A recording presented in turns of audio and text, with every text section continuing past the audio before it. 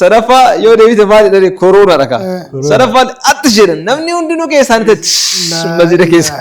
Ayizawee mudannoo tokkotu jira. Naannoo an turetti yeroo san yaadattanu ta'e namni hundinuu amma maal irfaada asirratti fannifatee deemaa miti.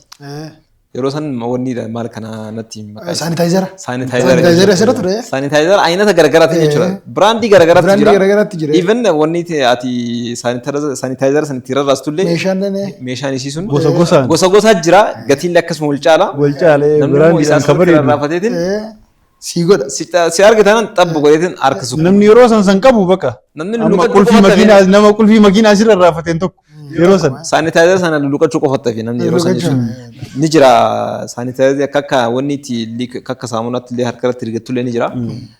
Kan normaalii akka bishaanis ni jira miti hedduu garagaraa isaan ni yaadadhan yeroo tokko masjida keessatti I think salaata asrii natti fakkaata. Yeroo san even yeroo ho'aa ture sa'aatii san covididhaan wal qabateetiin yeroo baay'ee hot ta'e jechuudha. Namni qofa'u argame taanaan completely namni sun waan biraa miti covidii akka qabametti ilaalam ture. Masjida keessatti I think salaatamee keenyatti fakkaate nam tokko wanni ture miira yoo akka yaadatte yeroo sadii haxxifatee minaan waan jedhamu ture. Yeroo sadii haxxifatee mallattoo koronaati. Yeroo sadii wal faana haxxifachiisu maal akka ture namtichi attisho jedhee jalqaba jechuudha. Masjida keessatti. Yaa namni hundinuu maal jalqabee lakkaa'uu jalqabeera. Salaata keessatti.